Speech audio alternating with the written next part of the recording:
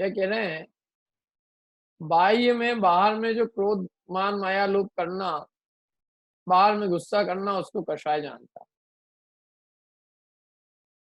अभिप्राय में राग द्वेष बस रहे हैं, उनको नहीं पहचानता है, फिर वही गलती है। बार बार जो गुस्सा किया तो कषाय करता है। कषाय में भी आधे से ज्यादा लोगों को तो ये भी नहीं मालूम है कि कषाय कितनी होती है। उनके हिसाब से कषाय एक ही होती है। कौन सी वाली मालूम? गुस्सा करना। गुस्सा हो तो कषाय। क्या महिलाएं जो है ना बेचारी थक जाती है क्या, तो कभी कभी अब आदमी काम करते करते थक जाता है, तो थोड़ा सा उसको उसके अनुकूल कोई नहीं प्रवृत्ति करे तो बोलने में आ जाता है, गुस्सा आ जाता है। तो हस्बैंड कहते बहुत कषाय है तुमको, वो पंडित जी तुम्हारे क्या समझा रहे हैं तुमको, इतना समझने के बाद, प्रवचन सुनने के बाद भी तुम्हारे कषाय तो कहीं गई नहीं है। तो लोगों कषाय में केवल क्रोध को ही कषाय मानते हैं। हस्बैंड को लोभ कषाय चली गई क्या? बताओ। उनके लोभ है मतलब बाहर में क्रोध हो जाए, वो भी क्रोध की प्रकटता को कषाय मानते हैं।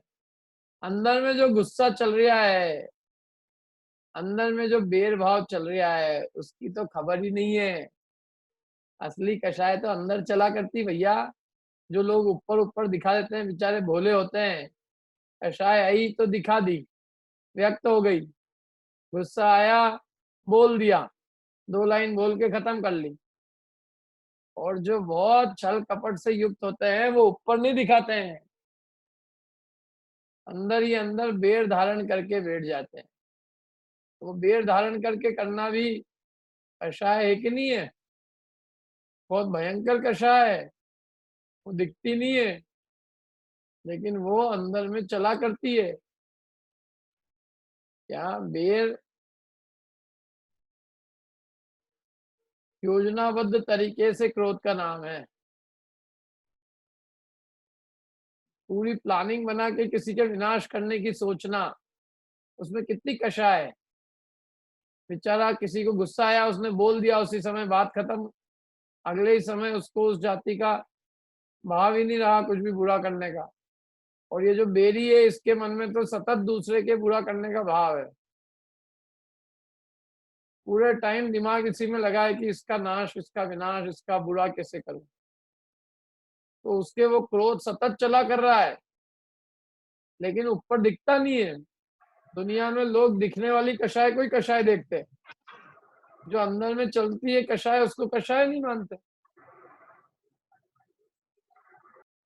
ऐसे ही अभिमान, कोई आदमी के अभिमान की व्यक्तता हो जाए तो हम समझते हैं बहुत घमंडी है।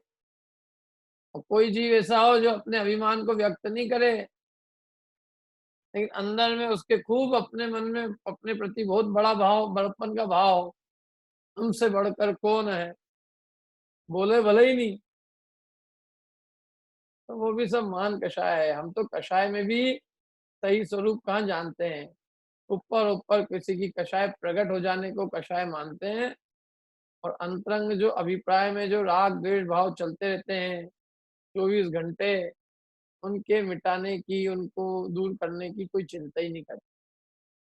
अभिप्राय के राग द्वेष की चिंता नहीं है, अभिप्राय के राग द्वेष को कषाय नहीं मानते हैं। कषाय केवल जो बाहर में प्रकट होती है उसको ही मानते हैं।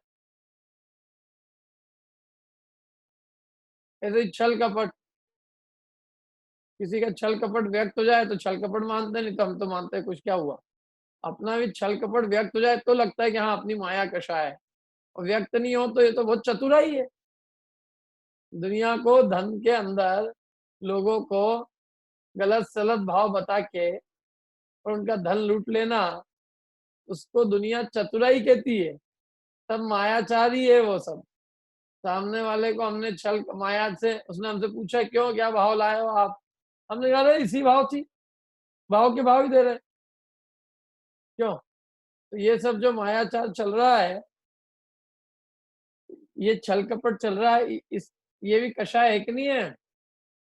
और ऐसे ही जो क्रोध मान माया लोभ परिणाम जीव के अंदर पाए, मतलब लोभ के परिणाम, लालच का परिणाम पाया जाता है। अभिप्राय में जो बहुत 3 लोक को वश करने की, 3 लोक की सामग्री प्राप्त करने की जो इच्छाएं हैं, वांछाएं हैं, वो भी लोभ है कि नहीं है? अरे भिखारी के पास 1 रुपया नहीं हो भले ही, लेकिन इच्छा तो उसको भी ऐसी है कि 3 लोक की संपत्ति मेरे पास आ जाए, तो उसके लोभ कषाय है कि नहीं है? हम बस लोभ कषाय का मतलब ये समझते हैं किसी आदमी ने जो है अपने लोभ को व्यक्त कर दिया कि साहब मेरे को ये सब चीजें चाहिए, इसके बिना हमारा काम नहीं चलता, तो हम ये समझते हैं वही लोभी है। बाकी जिसका लोभ व्यक्त नहीं हो रहा है, जिसके अंदर में भले ही 3 लोग की वांछा बैठी हो, बाहर में व्यक्त नहीं हो, प्रकट नहीं कर रहा हो, तो हम उसको निर्लोभी मान लेते हैं। अरे जितने भी मिथ्या दृष्टि भैया सभी लोभ ही है। अनंतानुबंधी कषाय का योग सबके चल रहा है जब तक सम्यक नहीं हुआ। और अभिप्राय की कषाय, देखो अभिप्राय की कषाय तो सबसे खतरनाक है, उसकी तो पहचान ही नहीं है। क्या है ये अभिप्राय की कषाय, कोई बता सकता है? अभिप्राय की कषाय ये है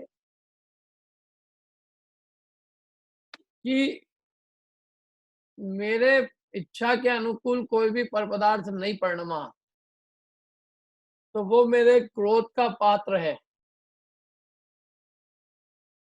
मैं उसको ठीक कर दूंगा। मैंने इस संसार में जो जो चीजें मेरी इच्छा अनुकूल नहीं परिणमेगी, वो सब मेरे क्रोध की पात्र है। ऐसे ही जो मुझे बड़ा नहीं मानेगा, तो मैं उसको झुका के रहूंगा। क्या मतलब?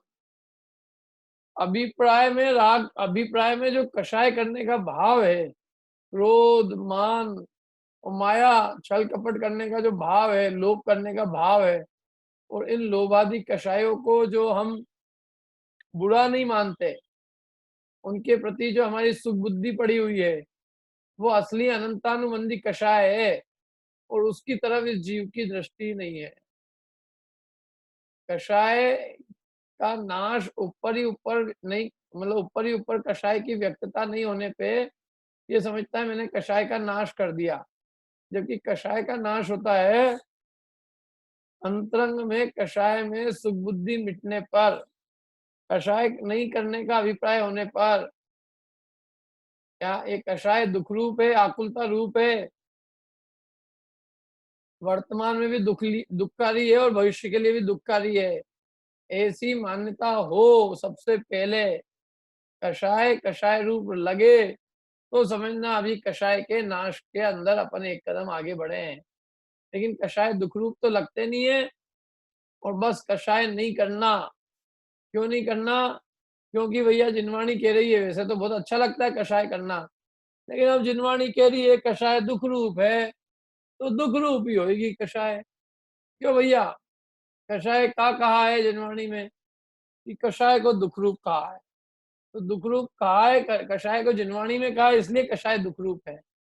हमें अनुभव में आती है दुख रूप, इसलिए दुख रूप नहीं मानता है। क्या? कषाय को चूंकि जिनवाणी में दुख रूप कहा है, इसलिए दुख रूप उसको जिनवाणी के आधार से मानता है।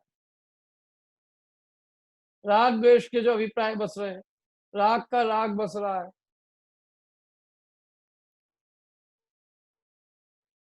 राग भाव को बुरा ही नहीं मानता है, द्वेष भाव को बुरा नहीं मानता है, बल्कि उनके बढ़ाने का उपाय करता है।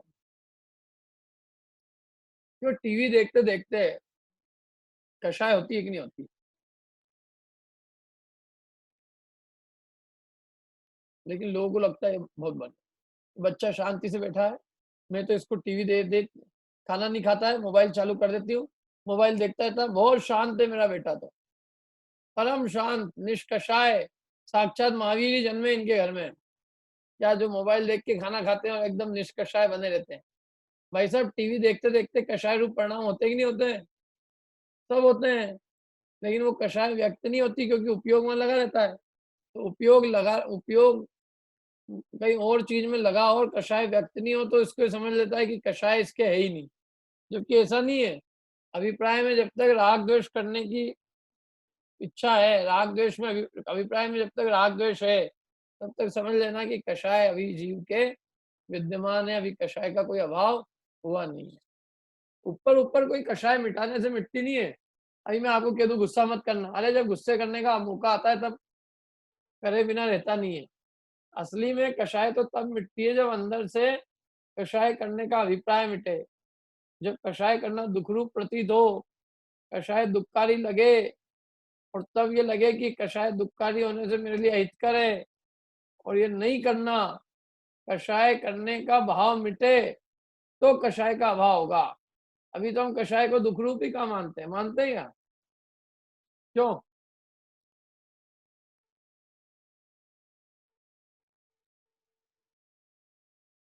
कितने लोग मानते हैं कषाय को दुखकारी? हाथ खड़ा करना जरा।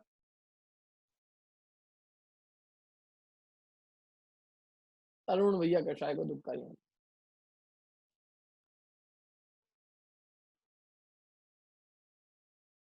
हाँ,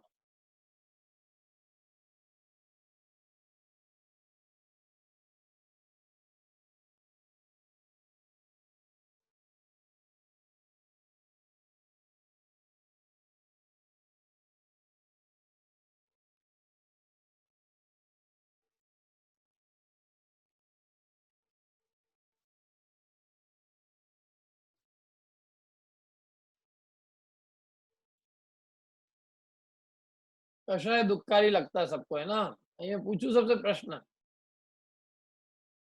पूछते हैं। हाँ। अर्पिता जी कहाँ गए?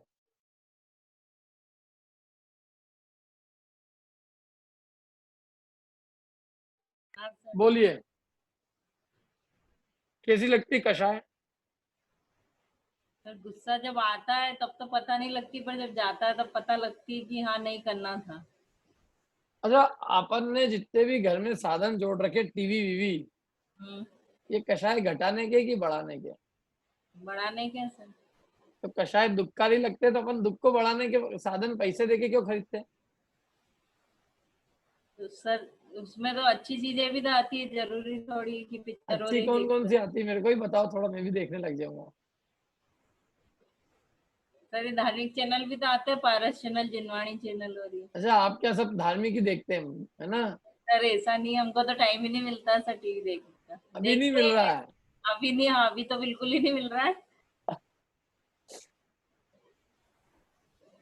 देखो क्या है, आपकी तो आपका उदाहरण लिया मैंने, हम्म। सब आल आबाल गोपाल सबकी कहानी है कि वास्तव में सबको कषाय जैसी दुखरूप लगनी चाहिए वैसी लगती नहीं है।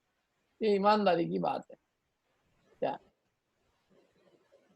समय मिल जाए आपको, चलो समय नहीं मिलता है इसलिए नहीं देखते हो, लेकिन समय मिल जाए तो देखोगे कि नहीं? देखते हैं ना सर, देख लगा ही इसलिए रखा है फिर तो। हाँ, तो ये तो अपन समय नहीं मिलना मजबूरी है अपनी।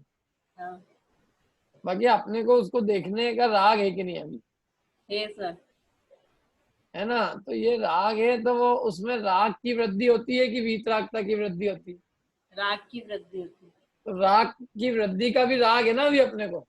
हाँ है। तो अभी जब तक अपने को राग का राग नहीं मिटेगा, तो इसका मतलब अपने अभिप्राय से भी राग द्वेष करने का भाव अभी नहीं मिटा है। पहले के लोग देखते थे क्या, वो दुखी रहते थे क्या? नहीं, पहले टीवी नहीं, होते ही नहीं था ना। वो लोग दुखी थे, अपने माँ बाप के माँ बाप, दादाजी दादी जी दुखी थे बेचारे, नहीं नहीं। ज्यादा सुखी थे? वो सुखी थे। तो वो सुखी इसलिए थे क्योंकि उन्होंने बीमारी बीमारी अपने घर में आने ही नहीं दी, उनकी बीमारी उनके घर में ही नहीं थी। ये सब चीजें क्या है, हमारे को बाहर से जोड़ती, दुनिया भर के एडवर्टाइज आते हैं, अनेक चीजें आती है, उसमें हमको बताते हैं कि देखो ये आ रही है, अभी ये आ रही है, अभी ये आ रही है। उनको देख देख के हमको उसके प्रति क्या होता है, राग राग द्वेष। भाव उत्पन्न होता है, उनको उन सामग्री को इकट्ठा करने के भाव उत्पन्न होते हैं।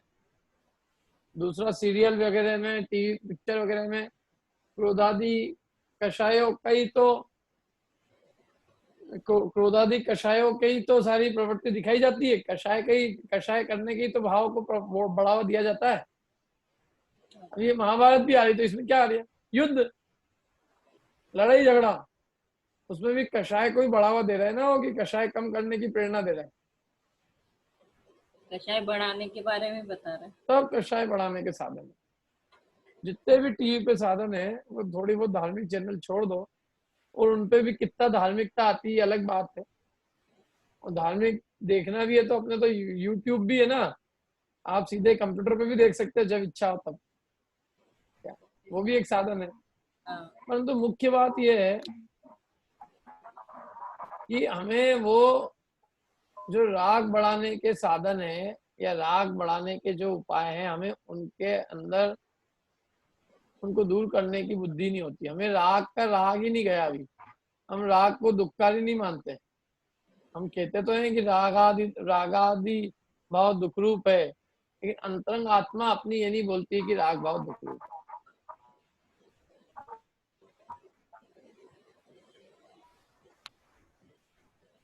रागादि भाव सुखरूप लगते हैं, सुखकारी लगते हैं, सुहावने लगते हैं।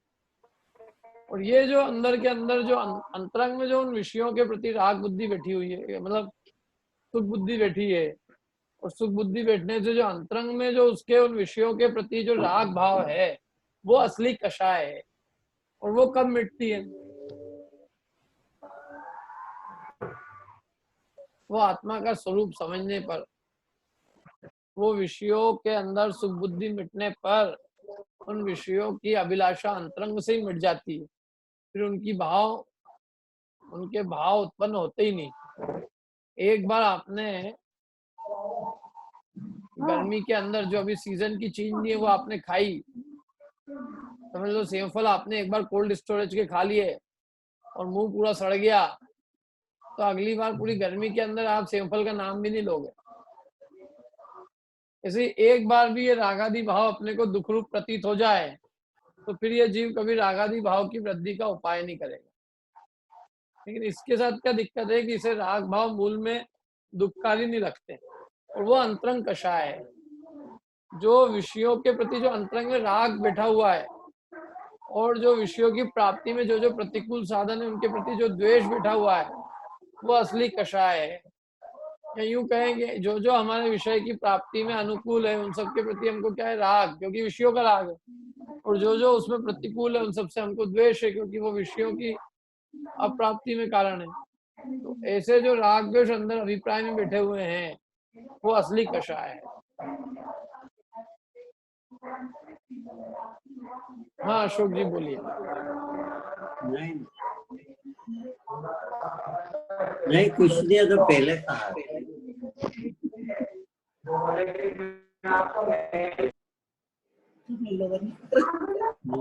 देता।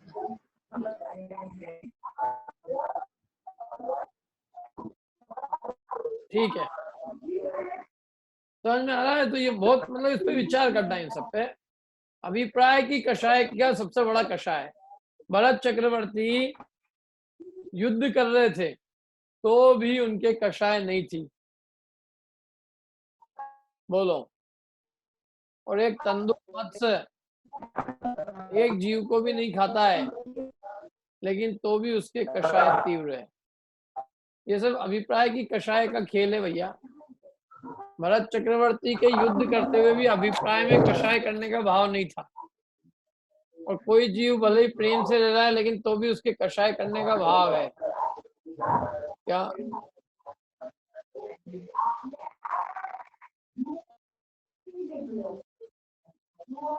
तो वो कषाय करने का भाव होने से वो कषाई है। जिसके अभी कषाय करने का अंतरंग परिणाम, कषाय करने की इच्छा अभी मिटी नहीं है, तो समझना उसके अभी कषाय भाव है। और ये जीव उसको पहचानता नहीं। ये तो बस ऊपर ऊपर गुस्सा नहीं हुआ, बस बहुत बढ़िया है, मंद कषाई है, भगवान है। क्या भगवान है? ऊपर कषाय की व्यक्तता नहीं हुई, उससे कोई कहां से भगवान हो जाएगा? अंदर अभिप्राय में तो सब बैठा हुआ है। अच्छा दूसरा, कई लोग कहते हैं साहब कि वैसे तो मेरे को कभी गुस्सा आता नहीं है, लेकिन यदि मेरे को कोई कुछ कह दे तो फिर मैं जो है शांत बैठ नहीं सकता। तो एक बात बता कि अनुकूलताओं में किसको क्रोध आता है? जो तुम इतनी महान बात कर रहे हो कि वैसे तो मेरे को गुस्सा आता नहीं, तो वैसे तेरे को ही क्यों, किसी को भी क्यों आएगा है? गुस्सा तो प्रतिकूलता होती है तभी आता है, और तभी अपने को शांत रखने की बात है। अनुकूलताओं में किसको गुस्सा आ रहा है? तो ये जो है ना बस ऊपर ऊपर। अब वो ऊपर ऊपर तो क्या है कि जब तक अनुकूलता होती है तब तक सभी बड़े शांत दिखते हैं। अभी जितने भी क्लास में बैठे सब ऐसा लग रहा है परम शांत। किसी बाहर वाले को आदमी को लगेगा अरे मोक्ष नगरी बस रही है वहां, उनकी क्लास में सब बड़े शांत, और बड़े ही मंद कषाई और बहुत गंभीर धर्मात्मा सब है, ऐसा लगता है जैसे मोक्षपुरी बसी हो। तो मैं उनसे एक ही बात कहता हूँ कि तुम 1.5 घंटे बाद देखना सबको। क्या अभी 1 घंटे के अंदर मत देखो किसी को, अभी 1.5 घंटे बाद सबको देखो। उनके घर वालों से पूछो कि कितने मंद कषाई है, तो वो तुमको बता देंगे सब कितने मंद कषाई। इसलिए ये बाहर की कषाय से तुम इसका नाप मत लगाओ कि किस जीव के कितनी कषाय है। कषाय का जो अंदर में जो अभिप्राय होता है और कषाय को जो हितकारी मानता है, वो सबसे बड़ी कषाय है। और वो जब तक नहीं मिटेगी तब तक ये जीव कषाय करना छोड़ेगा नहीं। अगला देखो, अगला पॉइंट क्या है। तथा बाई चेष्टाओं से योग जानता है, शक्तिभूत योगों को नहीं जानता। क्या है? बाहर में मन वचन काय की प्रवृत्ति हो गई, तो वो योग हो गया। और जो योग शक्तिभूत जो योग है, शक्तिभूत योग क्या होते हैं? माने शक्तिभूत योग माने मन वचन काय की जो प्रवृत्ति, जो कि परिस्पंदन रूप जो शक्ति पाई जाती है जीव में, भले ही परिस्पंदन बाहर दिखे नहीं, लेकिन मन वचन काय की जो चेष्टाओं में मन वचन काय की जो परिस्पंदन करने की जो शक्ति है उसकी, वो असली योग है। और वो उसकी तरफ इसका ध्यान ही नहीं।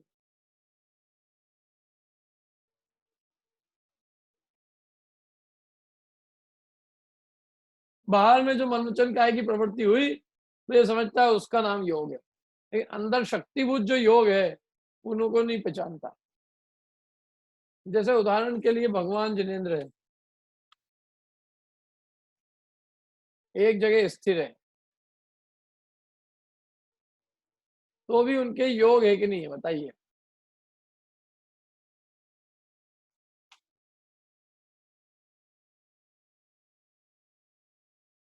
बताइए।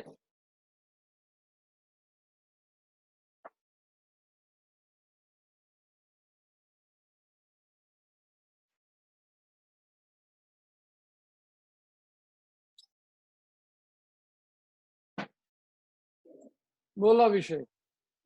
नहीं है सर, नहीं है। भगवान के योग है कि नहीं है? नहीं है, नहीं है। अनंत भगवान के, अरिहंत भगवान के तो नहीं है। अरिहंत भगवान के तो है।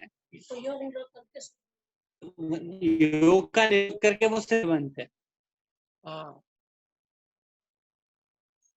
अरिहंत भगवान के तो वचन है, और बाकी सिद्ध भगवान के नहीं है। काय योग है कि नहीं अरिहंत भगवान के? वो सहयोग दो, उसमें दो है, सहयोग केवली और अयोग केवली। सहयोग अवस्था में काय योग है कि नहीं है? अरिहंत अवस्था में तो है, सिद्ध अवस्था में नहीं है। हाँ है।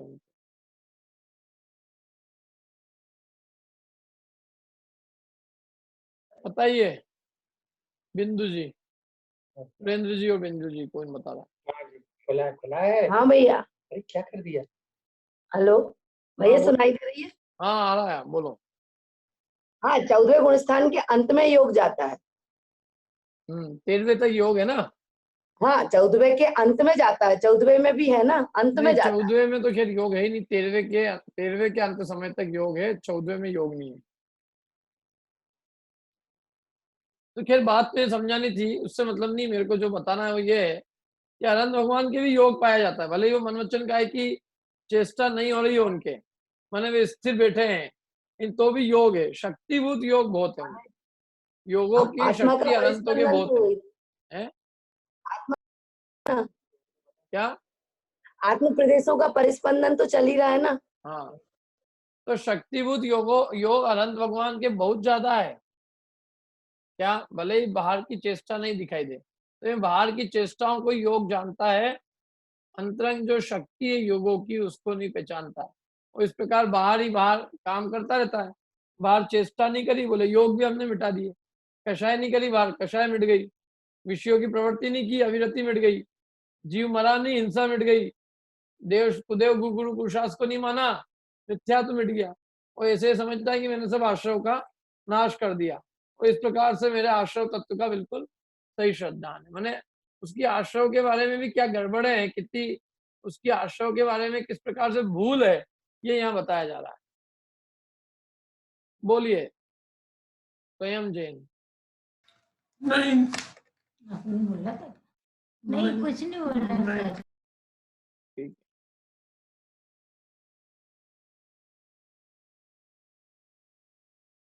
अरिहंत भगवान के मनोवचन काया तीन योग। हाँ, मनोयोग उनके उपचार से है अरिहंत भगवान के।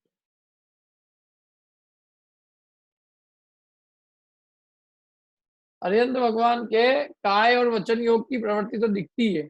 काय योग एक क्षेत्र से दूसरे क्षेत्र विहार करते तो काय योग है, दिव्य ध्वनि से धर्मोपदेश करते तो ये वचन योग है।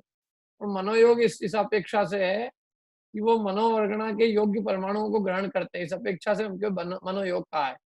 द्रव्य मन है इसलिए मनोयोग है, बाकी भाव मन नहीं होने से उनके जो है मन जनित संकल्प विकल्प नहीं है।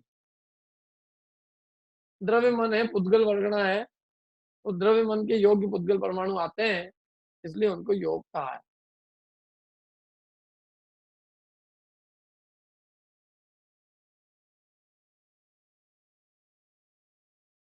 अब देखो एक और पैराग्राफ पढ़ते हैं अपन। कौन पढ़ेगा आज नया, कौन व्यक्ति है जो आज पहली बार क्लास में है? वो हाथ खड़ा कर दे, रेज द हैंड। या जिसने अभी तक नहीं पढ़ा है, जिसने अभी तक कुछ नहीं पढ़ा है एक भी बार, वो हाथ खड़ा करे।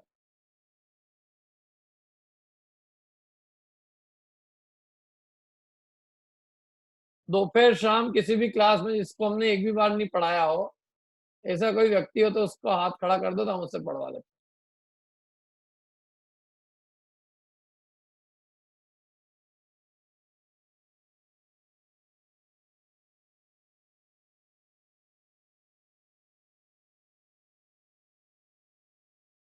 संजोता जी आपसे नहीं पढ़वाया हमने? नहीं सर, ऐसे क्लास में ये नहीं पढ़ा है। पढ़ो तो। हाँ, तथा। तथा से ना सर? हाँ, तथा से।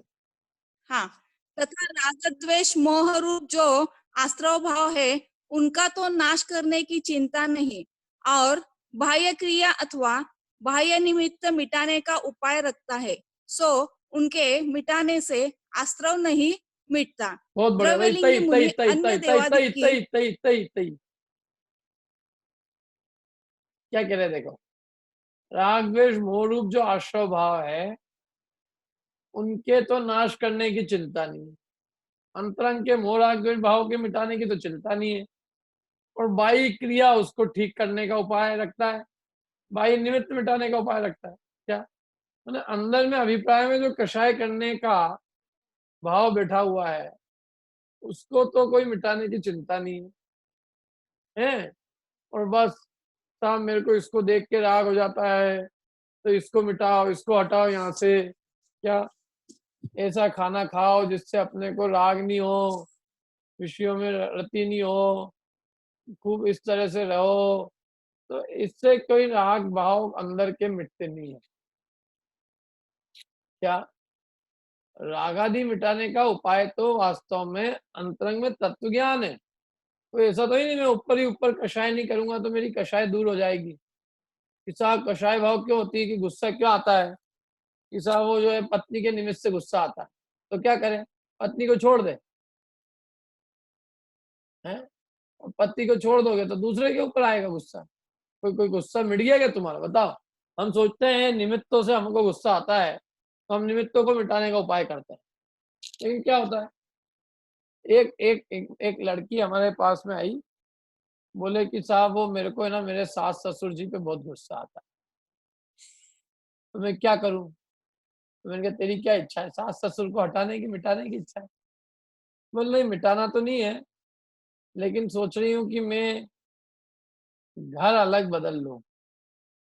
तो मैंने कहा देख तेरे अंदर भी थोड़े कषाय भाव मौजूद है कि नहीं है? बोला है, मेरी भी गलती तो मेरी भी रहती है। तो मैंने कहा अभी तू, तेरे कषाय भाव तो मिटे नहीं है, तो अभी तू झगड़ा करती है तो तेरे सास ससुर से करती है ना? सास ससुर तो अभी तू पति से 33% झगड़ रही है। जब तू सास ससुर से अलग होके केवल पति के साथ रहेगी तो तू 100% पति के साथ ही झगड़ेगी। तो जितनी सुख शांति की जिंदगी अभी पति के साथ बीत रही है उतनी नहीं बीतेगी, फिर रोज तुम्हारे दोनों के दंगल होंगे। इसलिए दंगल अंदर से मिटने चाहिए। बाहर में किसी को एक को हटा भी दोगे, मिटा भी दोगे तो उससे कोई कषाय मिटने वाली नहीं है। तुम निमित्त मिटाने से क्या होगा? अभी तुम दोनों पति पत्नी को तुम्हारा ध्यान ही नहीं है, क्योंकि तुम सास ससुर पे तुम दोनों की बंदूकें हैं, तो इसलिए अभी तुम्हारा सारा ध्यान उधर है। अब जब वो सारे हट जाएंगे तो तुम दोनों की बंदूकें एक दूसरे की तरफ चलेगी। क्यों चलेगी? क्योंकि कषाय भाव तो मिटा ही नहीं ना। अभी कषाय मिट गई क्या? क्यों? पति पत्नी अकेले रहते हैं तो क्या लड़ते नहीं है? सबको मालूम है, कुछ बोलने की जरूरत नहीं, मुंह भी बंद हिलाना, नहीं तो अपनी अपनी सब बातें घर में ही रहने दो। तो बात यह है कि कषाय भाव तो जब तक नहीं गया है तब तक कोई ना कोई व्यक्ति उसका निमित्त बनेगा। किसी भी निमित्त को हटाने से कोई कषाय मिट नहीं जाएगी। कषाय को मिटाने का उपाय तो तत्व ज्ञान है। तत्व ज्ञान से जब हमको पदार्थ न इष्ट भाषित होंगे न अनिष्ट भाषित होंगे तो स्वयं में राग द्वेष उत्पन्न नहीं होंगे, और राग द्वेष उत्पन्न नहीं होंगे तो कषाय का अभाव हो जाएगा, कषाय पैदा ही नहीं होगी। कषाय पैदा होना नहीं, कषाय पैदा ही नहीं होना, उसका नाम कषाय का अभाव है। अब हम क्या करते हैं, कषाय तो हमारे अंदर पैदा हो जाती है और फिर उसको दबाए रखते हैं। जैसे गुस्सा आ गया तो फिर क्या करें महाराज जी, पंडित जी क्या करें बताओ? कि पंडित जी ने बताया कि एक काम करा करो कि तुम है ना मुंह में पानी रखा करो। जब कषाय आ जाए ना, जब गुस्सा आए तो मुंह में पानी रखो, तो अपने आप क्या हो जाएगा, ठंडी हो जाएगी। तो वो कोई गुस्सा मिटाने का उपाय है, मुंह में पानी रखना। कदाचित किसी दिन बहुत ज्यादा गुस्सा आ गया तो मुंह से फव्वारा और निकल जाएगा। इसलिए ये कोई उपाय नहीं है। क्या खूब गुस्सा आ रहा हो तो सब हाथ बांध लो, किसी कमरे में बंद हो जाके और अंदर अपने ही माथा पीटो, या खूब अपने आप को ही कुछ करो। कितने लोगों को इतना गुस्सा आता है कि खुद ही आत्महत्या कर लेते हैं। लेकिन क्या उनके कषाय मिट गई क्या? क्यों? दूसरे का बुरा नहीं कर पाए तो खुद का ही बुरा कर लिया। तो इसलिए अभिप्राय का जो कषाय भाव है ये जी उसको पहचानते ही नहीं। ये तो केवल बाहर ही बाहर गुस्सा नहीं होवे बस, इसका तो कषाय मतलब ऊपर जो दिख गई वो कषाय, अंदर अभिप्राय की कषाय भाव कोई पहचानता नहीं है। इसलिए इसको कषाय की सच्ची पहचान नहीं है। कषाय की पहचान नहीं मतलब आश्रव की पहचान नहीं है। जिनका नाश करना उनकी पहचान ही नहीं।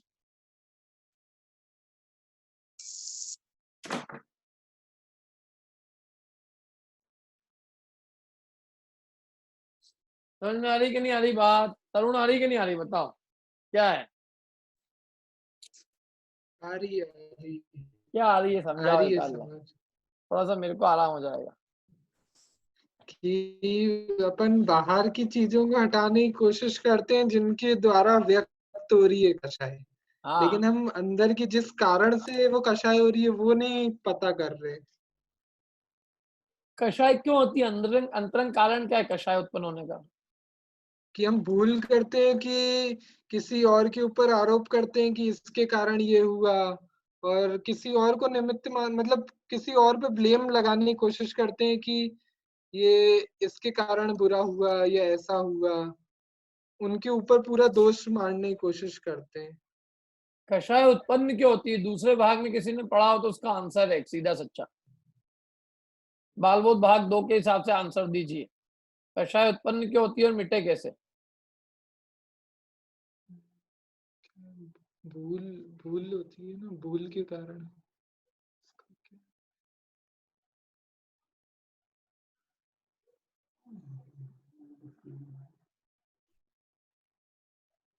दूसरों से सुख मिलता है या दुख मिलता है ऐसी मान्यता है, इसीलिए।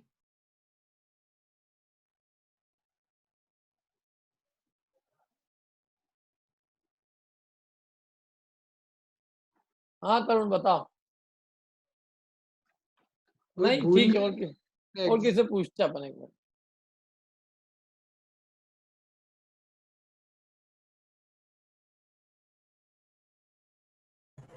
बोलिए अंशुल झांझरी जी। मोह के उदय से जब पर पदार्थ इष्ट अनिष्ट भाषित होता है तब कषाय उत्पन्न होती है। तो मिटे कैसे? जब पर पदार्थ इष्ट अनिष्ट भाषित नहीं होंगे तो कषाय मिट जाएंगे। जब मोह का उदय नहीं होगा कषाय उत्पन्न ही नहीं होगी तब, है कि नहीं?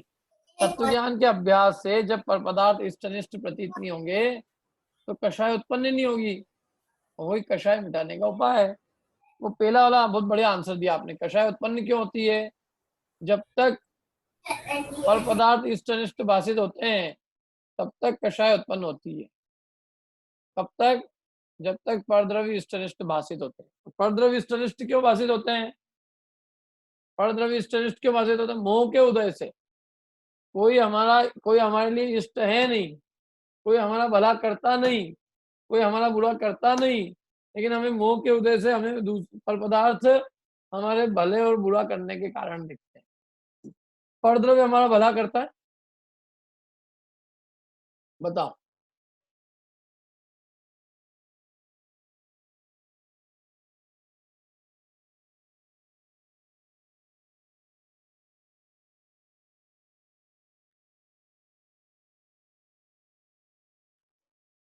बोलिए राजन जी, परद्रव्य भला करता है? नहीं करता। तो उसको ना इष्ट भला मानना करता ना ठीक बुरा है? कर नहीं सकता, ना कर सकता तो भला उसको ना इष्ट मानना ठीक है? नहीं है। मिथ्यात्व बुद्धि के कारण, मोह के कारण उसको इष्टनिष्ठ मानते हैं, उससे कसाय पड़ होती परद्रव्य बुरा भी नहीं करता है, उसको अनिष्ट मानना ही बुरा है। बुरा है बिल्कुल। वस्तुतः कोई चीज अच्छी बुरी है ही नहीं। है ही अच्छी बुरी केवल हमारी अपनी कल्पना है। नहीं। दुनिया में कौन सी चीज अच्छी है? कोई पदार्थ लॉकडाउन अच्छा है कि बुरा है? बताओ चलो। नहीं, ना अच्छा ना बुरा। ये पर पदार्थ कोई भी इष्ट अनिष्ट है ही नहीं है। नहीं उसमें फिर भी मिथ्या कर सब क्यों? अच्छा बुरा कुछ भी नहीं, चलने दे फिर। नहीं तो चलने दो, अपने हटाने से हटेगा भी नहीं। अपन कुछ भी विचार करें उससे क्या होता?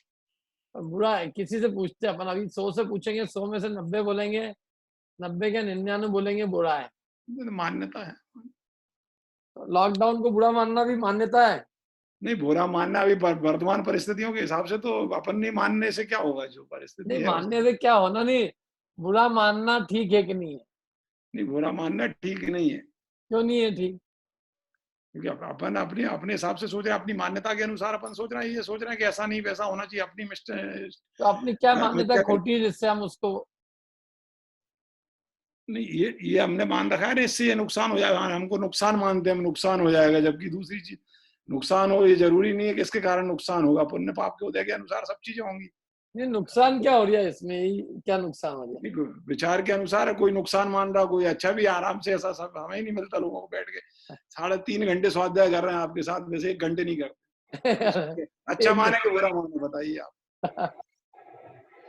बराबर। देखो ये सब क्या है, सारी चीजें है ना, सब अपनी अपनी सोच के ऊपर। वस्तुतः कोई चीज बुरी नहीं है संसार में, कोई चीज अच्छी नहीं है। क्या अपन यदि अपने स्वरूप का ध्यान करो तो लॉकडाउन भी बहुत अच्छा है। अपने आत्मचिंतन मनन करो, स्वामायिक करो, स्वाध्याय करो, पूजन पाठ करो, धर्म ध्यान करो, तो क्या बुरा है? कोई चीज बुरी नहीं। अच्छा ही बुराई ये सब हमारी कल्पना है। दुनिया में हमारी इच्छाएं पूरी नहीं होती विषयों की। हमने परद्रव्य में सुख मान रखा है, परद्रव्यों की पूर्ति नहीं होती तो हमको दुख लगता है। मूल में ही हमारी भूल है परद्रव्य में सुख मानने की। इस भूल के कारण हम जो है परद्रव्य की प्राप्ति नहीं होने पर दुखी होते हैं। यदि हमारी भूल ही मिट जाए ये कि परद्रव्य हमारे सुख दुख का कारण नहीं है तो हमें कोई दिक्कत ही नहीं है।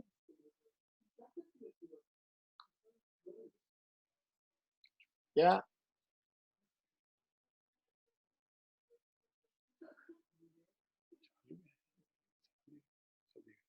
ठीक है ना? तो ये जीव ये नहीं पहचानता है। ठीक है, अपन आगे चलते हैं अपन। हाँ संजोता जी पढ़ रहे थे ना, कहाँ गए हो? पढ़ो। द्रव्यलिंगी मुनि अरे नहीं, उसके पहले का पढ़ो। तो उनके हाँ। मिटाने से, हाँ 2 चीजें है ये। 1 मिनट, So, अभी एक चीज क्लियर नहीं की मैंने। तो बाह्य निमित्त मिटाने का उपाय करता है और बाह्य क्रिया मिटाने का उपाय करता है। बाहर की क्रिया बहुत अच्छी भैया, बहुत उनकी क्रिया बहुत अच्छी है, बहुत सुंदर है। पंडित जी की बहुत सुंदर क्रिया है। अरे तो क्रिया सुंदर होने से क्या होगा? उनका अभिप्राय क्या है, उनका परिणाम क्या है? तो उस पर तो दृष्टि नहीं है। और जो बाह्य क्रिया है बस उससे अपन ये मानते हैं कि कषाय होती है। बाहर में कषाय की व्यक्तता को ये जीव कषाय मानता है या बाहर के निमित्त जिनसे कषाय होती है उनको दूर करने का उपाय करता है। तो उनके मिटाने से मिटती नहीं है कषाय, क्योंकि कषाय तो अंदर में अभिप्राय में बैठी रहती है। बाहर का निमित्त हटा दोगे तो थोड़ी कषाय मिट जाएगी। हाँ, अब पढ़ो आगे। द्रव्यलिंगी मुनि से समझौता जी। हाँ, द्रव्यलिंगी मुनि अन्य देवादि की सेवा नहीं करता, हिंसा या विषयों में नहीं प्रवर्तता, क्रोधादि नहीं करता, मन वचन काय को रोकता है, तथापि उसके मिथ्यात्वादी चारों आश्रव पाए जाते हैं। हाँ, बस तथा बस बस बस बस बस बस बस बस। क्या कह रहे हैं? द्रव्यलिंगी मुनि अन्य देवादिक की सेवा नहीं कर रहे हैं, मतलब आपके हिसाब से तो मिथ्या तो नहीं चाहिए उसको। हिंसा नहीं कर रहा है, विषयों में नहीं प्रवर्त रहा है, तो अविरति भी नहीं होना चाहिए। क्रोधादि नहीं करता है, बाहर में क्रोध दिखता नहीं है।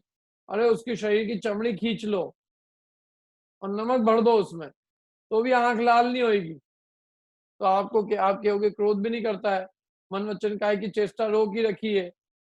अब इतना होने पर तो उसके एक भी आश्रव नहीं होना चाहिए ना, लेकिन तो भी उसके मिथ्यात्वादी चारों आश्रव पाए जाते हैं। बोलो, तो उसने इसका मतलब आश्रव का सही स्वरूप नहीं समझा। यदि सही स्वरूप समझा होता तो वो जो आश्रव है उसके मतलब उसके नहीं पाए जाते। जो यदि सही स्वरूप समझा होता तो वो जो असली आश्रव है उसके मिटाने की चेष्टा करता, लेकिन उसने आश्रव का सही स्वरूप नहीं समझा, ऊपर ही ऊपर आश्रव को समझ लिया और उनके मिटाने से समझ लिया कि उसने उसके आश्रव मिट गया। माने उसका कहने का मतलब यहाँ ये है कि द्रव्यलिंगी मुनि की आश्रव तत्व के बारे में सही समझ नहीं है, और सही समझ नहीं होने से जिसको वो आश्रव मानता है उसके नाश का उपाय करता है, लेकिन वास्तविक आश्रव तो कोई और ही होते हैं जिनकी तरफ उसकी दृष्टि भी नहीं होती है।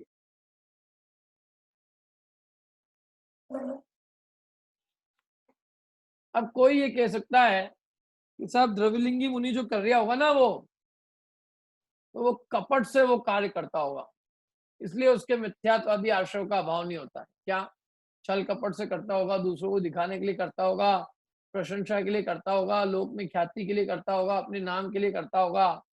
तो उसके लिए उत्तर दे रहे हैं आगे एक लाइन में। बोलो, एक लाइन ही पढ़ना है। तथा कपट से भी वे कार्य नहीं करता है। कपट से करे तो ग्रैवेक पर्यंत कैसे पहुंचे? हाँ, ये लाइन बहुत मार्के की है। वो जो ग्रैवेक पर्यंत जा रहा है द्रव्यलिंगी, वो कोई कपट करता होता तो नहीं जाता। ये जितने कार्य कर रहा है ईमानदारी से कर रहा है। तो बात तो बतानी कि देखो भैया, फिर भी अंतरंग में भूल है उसके, सब कुछ काम ईमानदारी से कर रहा है, बिल्कुल बेईमान नहीं है, लेकिन तो भी अभी उसको आश्रव की सच्ची समझ नहीं है। ईमानदार होने मात्र से किसी की सच्ची समझ हो जाए ये नहीं हो जाता। ईमानदारी के साथ में तत्वाभ्यास जरूरी है। तत्वाभ्यास अच्छा नहीं है, इसलिए उसके वो तत्व की समझ सही नहीं है। तो काम तो कपट से भी नहीं करता है। यदि कपट करेगा तो ग्रेवेक से कैसे जाएगा? ग्रेवेक तो छोड़ो, उसको कपट से करे तो वो तो उसको देवपद मिलना भी बहुत बड़ी बात है। लेकिन यहाँ तो वो भवनोत्तरिक देव ही नहीं, वैमानिक में भी 16 स्वर्ग के भी ऊपर ग्रेवेक तक जा रहा है। तो इसलिए उसने अभी चारों मिथ्यात्व, अविरति, प्रमाद, कषाय का वास्तविक स्वरूप नहीं पहचानता है। इसलिए कह रहे हैं अंत में एक लाइन के अंदर सार बताया कि इसलिए जो अंतरंग अभिप्राय में मिथ्यात्व आदि रूप रागादि भाव है, अभिप्राय में जो मिथ्यात्व, कषाय, अविरति, प्रमाद का जो भाव है वो वास्तव में आश्रव है। वास्तविक आश्रव वही है। और ये जीव, मिथ्या दृष्टि जीव, व्यवहाराभासी जीव, उन अंतरंग मिथ्यात्वादी रागादि भाव को जो कि वास्तविक आश्रव है उनको नहीं पहचानता है, बस बाहरी चीजों को ही आश्रव मानता है। इसलिए इसके आश्रव तत्व का भी सत्य श्रद्धान नहीं है।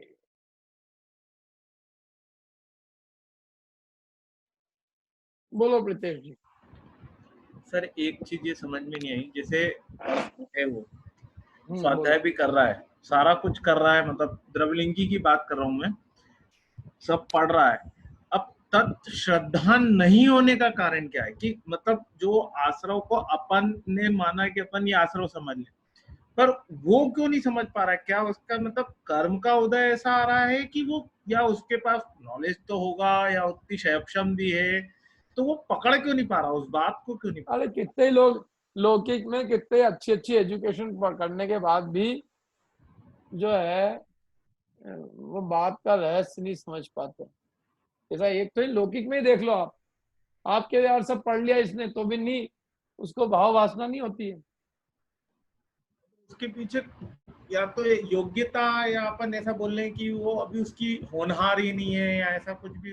अरे होनहार वगैरह तो सब बात की बात है, कोई कमी है वो बात देखो अपन, तो कमी क्या है, तो कमी ये है कि वो वास्तव में जो भाव वासना होनी चाहिए विचार पूर्वक वो उसके नहीं है।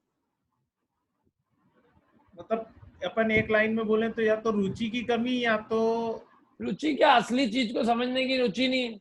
रुचि। कई लोग अच्छे से सब काम करते हैं, बिजनेस भी समझने की कोशिश करते हैं, लेकिन जो पकड़ होनी चाहिए वो नहीं आती कई लोगों को, क्योंकि वो वास्तव में उस जाति की उनकी बुद्धि की कमी कहो, उस जाति की सोच की कमी कहो, वो अंतरंग रुचि और अंतरंग दृष्टि नहीं होती, गहराई से नहीं देखते ना, ऊपर ही ऊपर देखते हैं।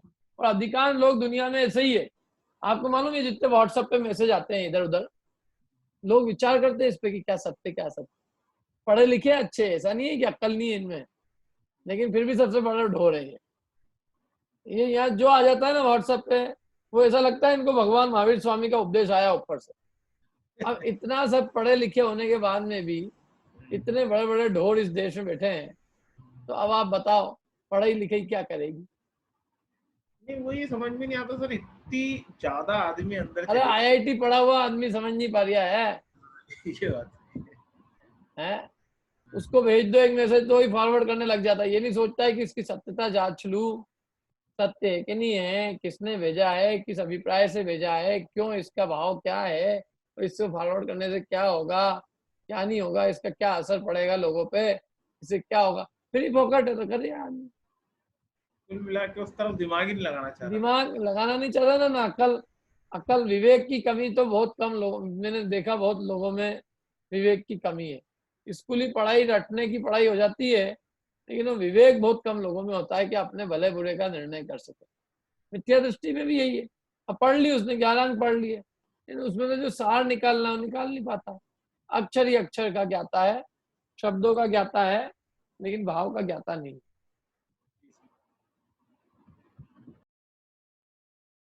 बोलिए अखिलेश जी।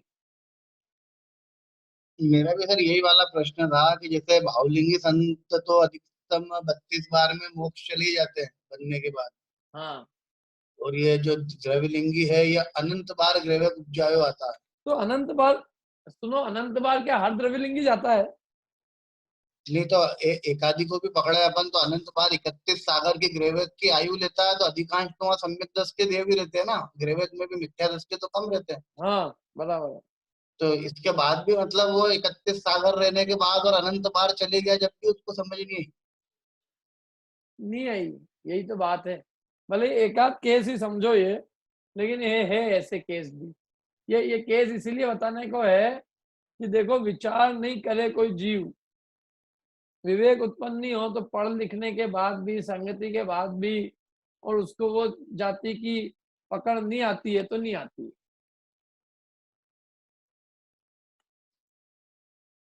क्या करें, अपन ही देखते हैं कितने, किसी आदमी को बहुत बार समझाया, अच्छे स्कूल में भर्ती किया, अच्छी संगति में रखा, एक बार नहीं 1000 बार पढ़ाया, लेकिन फिर भी समझ नहीं आ रही तो नहीं आ रही, नहीं आती।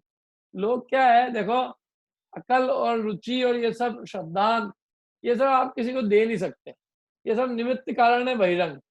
पढ़ना पढ़ाना सब निमित्त कारण है, असल में आदमी की सोच खुद से खुद को ही प्रकट होती है। अभी अपन आज अपन ही पढ़ा रहे हैं 50 को, लेकिन उससे क्या है, वो जो उस जाति का विचार किसी बिल्डे को उत्पन्न होता है, वैसी रुचि, वैसी समझ, वैसा भाव बहुत कम को उत्पन्न होता है। ये अनंत बार जो लिखा है इक्का दुक्का जीव की अपेक्षा ही लिखा होगा, कोई हाँ, ये होता सब है? नहीं, ये तो गणित से अपन देखो तो बहुत कम जीव ऐसे रहेंगे जो कि इतनी बार भटकेंगे, बाकी इतनी बार भटकता नहीं ऐसे नॉर्मली केस में।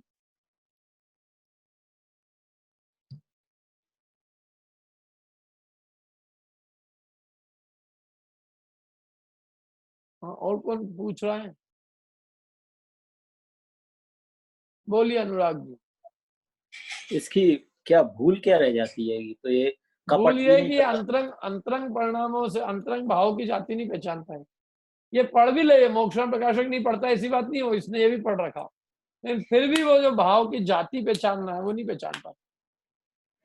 ईमानदारी से कर रहा है, लेकिन फिर भी अंतरंग जो स्वरूप है उसका कि भाई मिथ्यात्व क्या है, अविरति क्या है, कषाय क्या है, योग क्या है, उन वो भाव अंदर में, वो भाव वास्तव में क्या है, उन भावों की जाति क्या है, वो भाव कैसे होते हैं, वो आश्रव क्या है, वो भ्रम, वो नहीं समझ पाता है।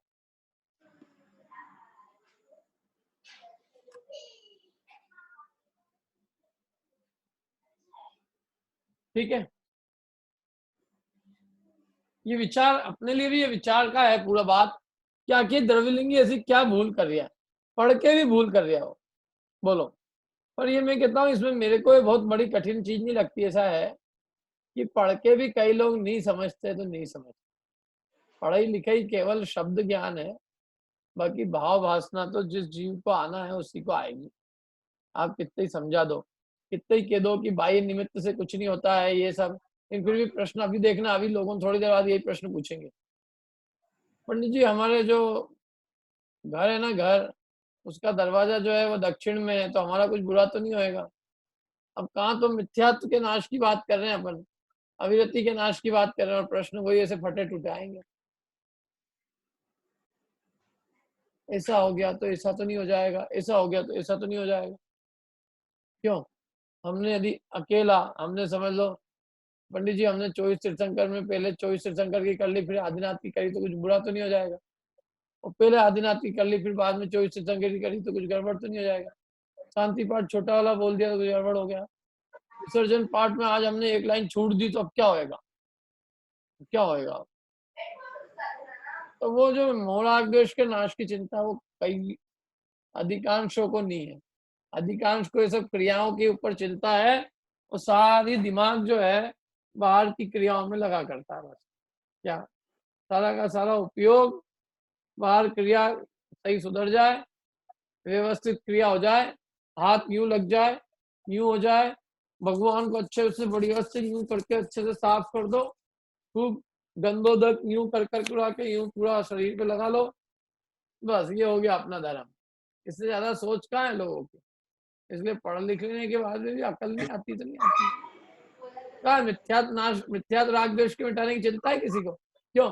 बस इतनी पूछेंगे यू, क्यों गंदोदक कौन से हाथ से लेना चाहिए, कहाँ लगाना चाहिए, कितनी उंगली से लगाना चाहिए, इधर से लगा दिया तो क्या हो जाएगा, उधर से लगा दिया तो क्या हो जाएगा। अरे कहीं से ही लगा तू, गंदोदक क्यों लगाना है तो मालूम नहीं है, भगवान के स्वरूप की खबर नहीं है, आश्रय भाव की पहचान नहीं है, संवर की पहचान नहीं है, मोक्ष की पहचान नहीं है, और बस गंदोदक कहाँ लगाना है ये बताओ आप।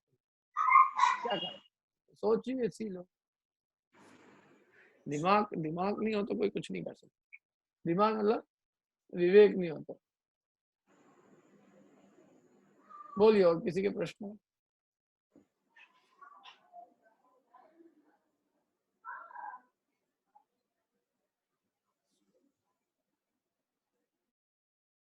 हाँ अशोक जी बोलिए।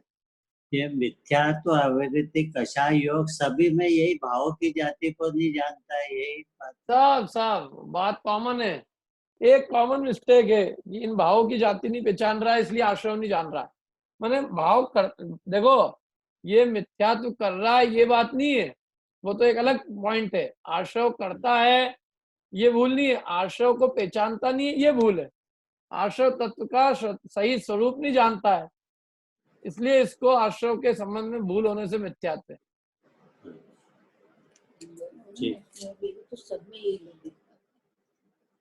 और कोई किसी का प्रश्न? आज इतना ही रखेंगे अपन भैया है, आज थोड़ा मैं, और किसी को कुछ पूछना हो तो पूछ लीजिए।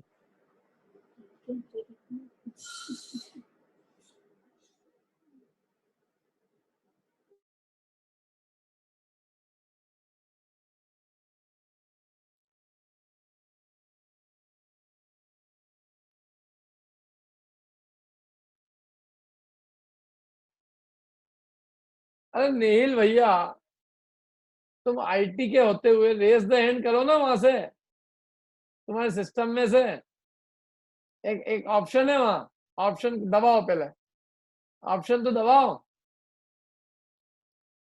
ढूंढो ऑप्शन को। कर दिया मैंने अनम्यूट वैसे, बोलो। पूछना था कि इनकी परिणति कैसी रहती होगी द्रवलिंगी मुनिराज की, मतलब क्योंकि बहुत आचरण तो बहुत अच्छा रहता है, तभी तो उतने ऊपर जाते हैं, कषायता भी रहती, तो कैसी परिणति रहती, फिर भी भूल तत्व की देखो, तत्वाभ्यास मतलब तत्व संबंधी भूल बनी रहती है, अंतरंग भाव की जाति संबंधी भूल बनी रहती है, और बाहर क्रियाओं में बिल्कुल पक्का रहता है, परिणाम भी सुधारा करता है, इसलिए कषाय मंद होने से वो इतनी ऊपर तक पहुंच जाता है। लेकिन जो भाव की जाति पहचानना है, और जो धर्म क्या है, एंजॉय करने की चीज है, वो उसको कष्ट रूप ही मान के बस क्रिया चुस्त रहता है, लेकिन उसका जो असली लाभ है, जैसे भ्रांति मिटने पर जो सुख होता है, वो उसको समझ में ही नहीं आती। क्या मिथ्यात्व किसका नाम है? अगर कष्ट रूप लगे तो फिर कपट नहीं हो जाएगा? नहीं तो नहीं, वो कपट नहीं है, कपट तो दूसरों को दिखाने के लिए कपट की बात है। कष्ट रूप अंदर में देखो क्या है, उसको लगता है कि अभी यदि अपन ने अभी यदि कष्ट भोगा तो आगामी काल में सुख मिलेगा। किसी छल कपट तो उसका नाम है कि दूसरों को छल कपट से करे, वो उसको छल कपट का, ऐसी उस जाति के भाव उसके नहीं है, ईमानदारी है बिल्कुल।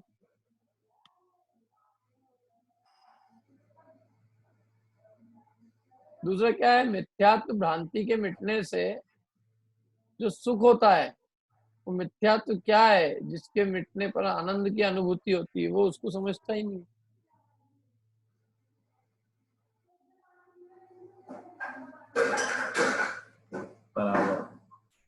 क्या भ्रांति है, मिथ्यात्व क्यों मिटाने का कहा है, मिथ्यात्व से क्या दुख है, भ्रांतियों से क्या दुख होता है। मिथ्यात्व माने भ्रांति, तो भ्रांति किस प्रकार दुख रूप है, भ्रांति के मिटने से कैसा सुख होता है, तो वो सब समझता नहीं। तो बुकिश चीज है, शास्त्र में लिखा है मिथ्यात्व नहीं करना, अपने को नहीं करना। अरे क्यों नहीं करना? क्योंकि मिथ्यात्व दुख का कारण है, इसलिए नहीं करना। मिथ्यात्व माने विपरीत मान्यता, और विपरीत मान्यता हमारे लिए अनंत दुख का कारण है, इसलिए नहीं करना चाहिए।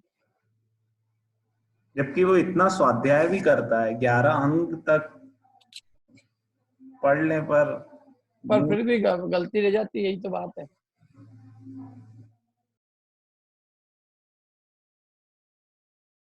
लास्ट क्वेश्चन कोई और का हो तो।